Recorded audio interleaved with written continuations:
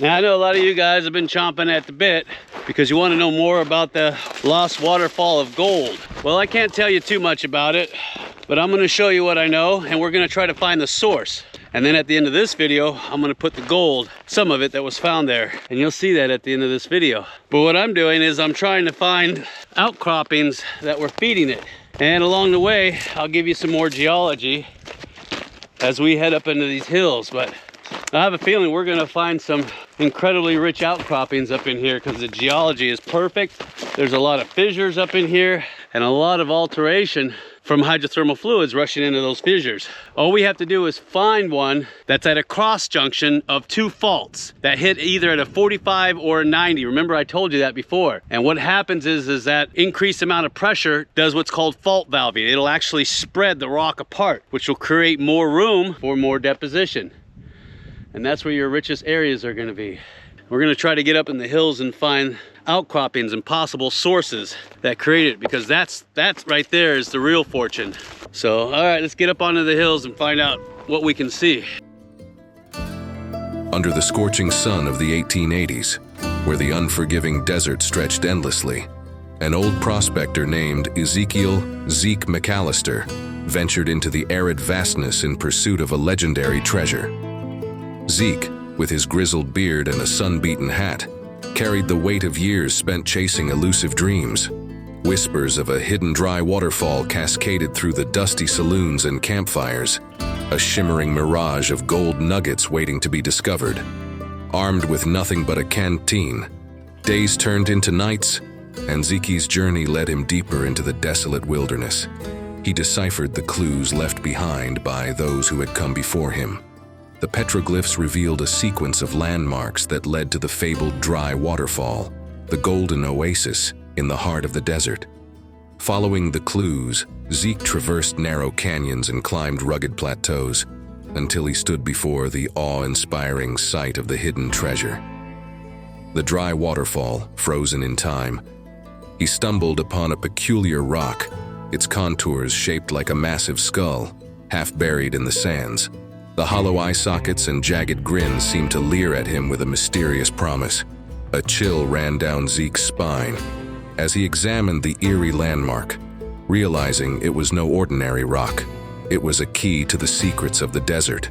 Determined, Zeke pressed on, the shimmering heat waves distorting the landscape as he crossed dunes and navigated through canyons. Dry waterfall, frozen in time, sparkled with the glint of gold nuggets embedded in the ancient rock. A ledge, concealed for centuries, cradled the precious bounty that had lured prospectors and dreamers into the desert's embrace. In that moment of triumph, Zeke Mallister felt a connection with the generations before him. A humble prospector who had turned the whispers of legends into the tangible riches of the desert. I tell you what, looking for gold mines, lost gold mines, and new low deposits will test your mettle every time. I got to make it up to the top of that ridge. I'm gonna go on the other side of the saddle, then I'm gonna hike up in that canyon and see if I can see anything. If not, I'll go back and I'll get the side-by-side and see if I can drive around some more and get me closer. But if I spot something, I'll show you what I got. But I think I'm really close, and I'll show you what that waterfall looks like up close. I'm not gonna show you exactly where, because I don't want you running out here and taking all the gold. I got some caves over here. You see them? These are always good to check out because you never know. The old timers hid something up in there. See that? I think it's in there. There's another one up on top. Because every now and then you're going to find a cave where somebody hid something about 100 years ago. And you might just be the lucky one to retrieve it. But if you do find something, I'm going to tell you right now, you don't tell anybody, okay?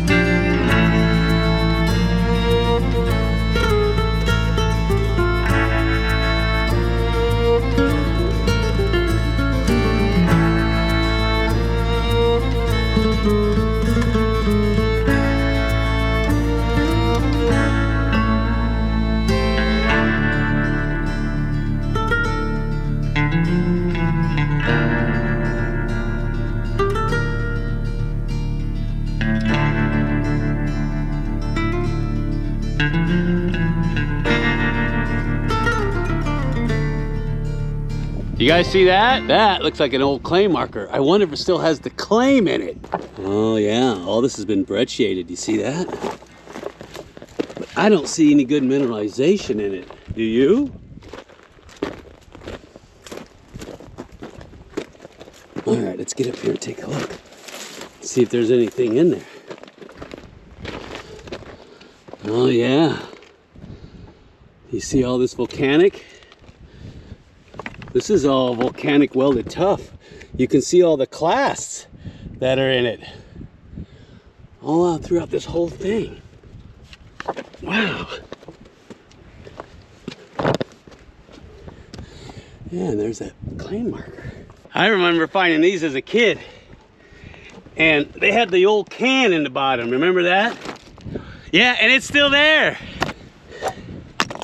Right there. You see that? This is what the old timers would put their claims in. I wonder if there's anything in it. All right, let's open them up and see what's inside.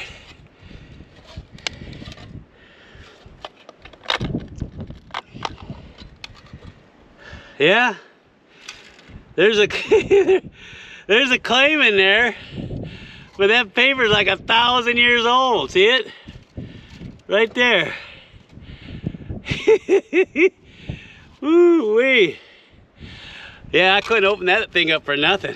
All right, we'll go ahead and put him back together, and I'm gonna put him back in.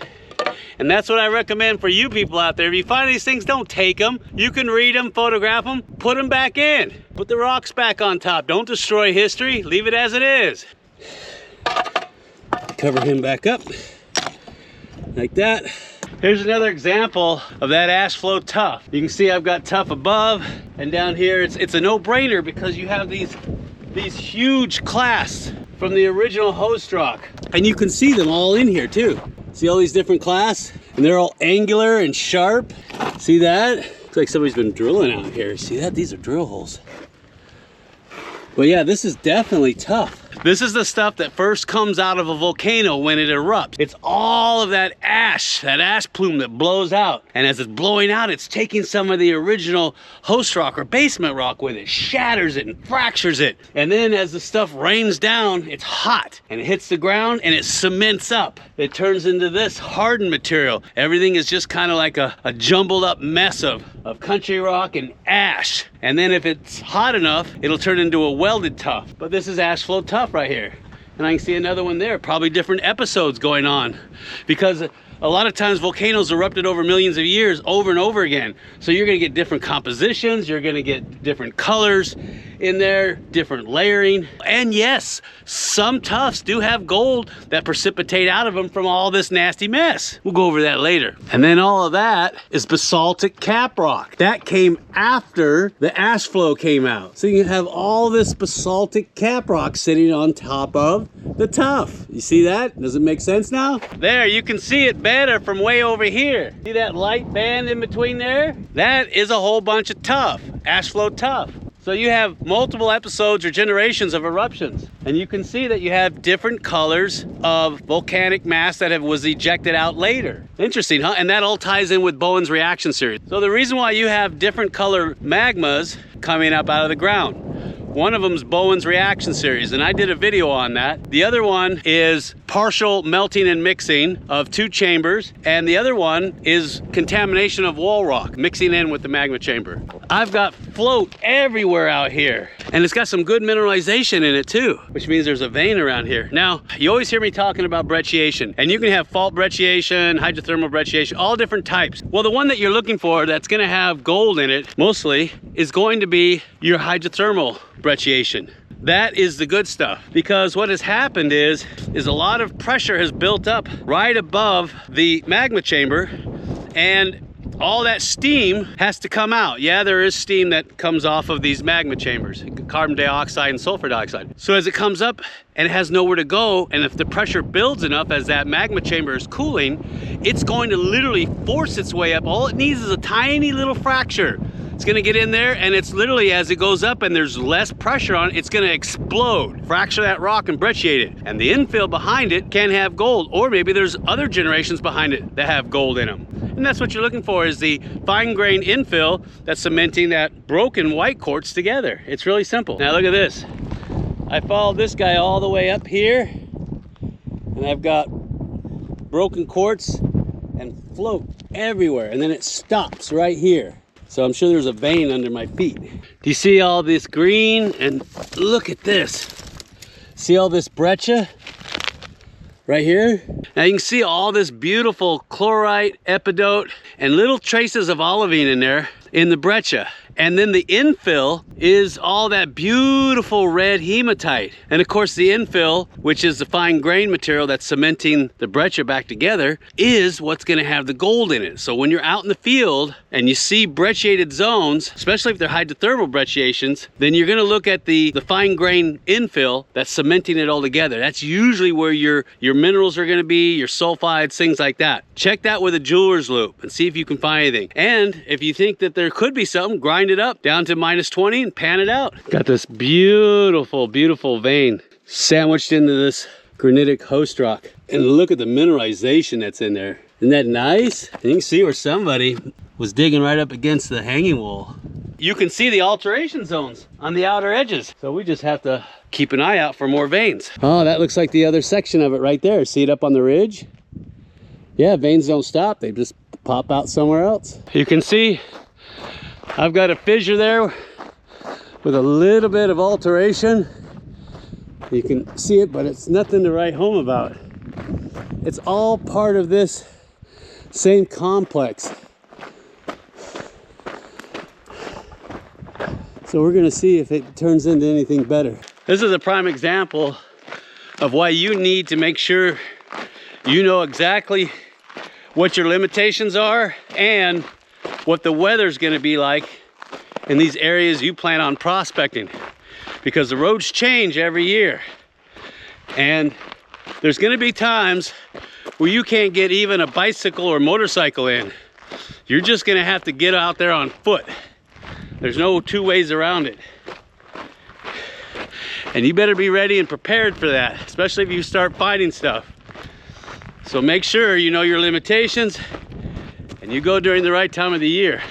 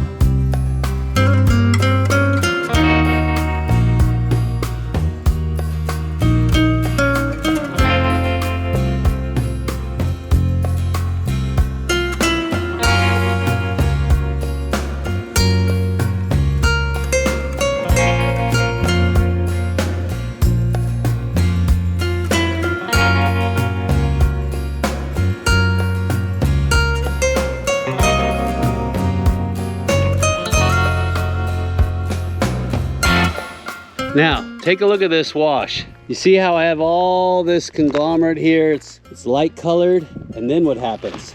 See how there's a distinct difference in color? And look at this black sand in here. Look at that, that's nothing but white, red. That is a good thing. Because you know me, I always say the redder the better when you're looking for gold deposits.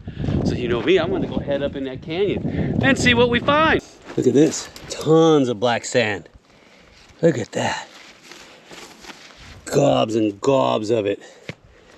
It's all coming from up here.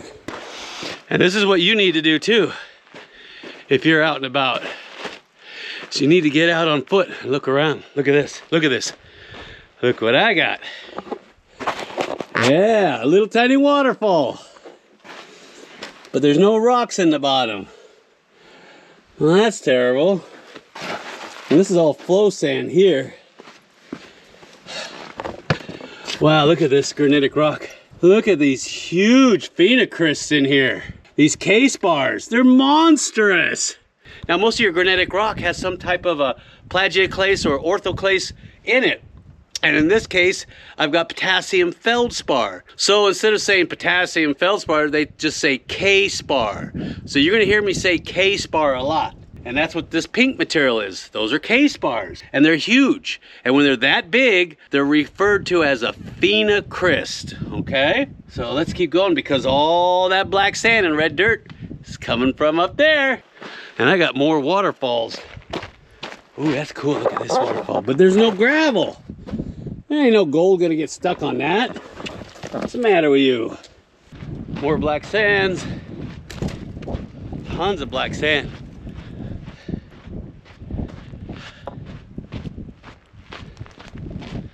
I know you're here. I know you're here somewhere. I got some good bedrock, that'd be worth sampling. Oh, I see where it's coming from.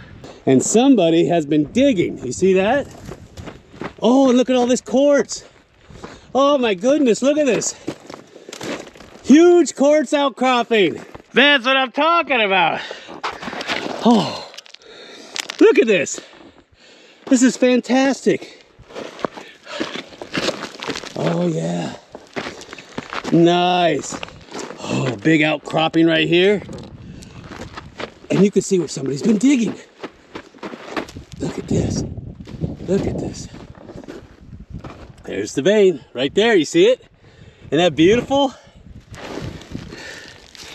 Oh, and this has all been broken up and brecciated. When you see quartz veins like this, that are all broken up, this is referred to as fault breccia. The fault has moved and shifted and broken up the quartz. And then it's gonna give space for more hydrothermal fluids to come up and fill in. But for right now, it's just ground this stuff up.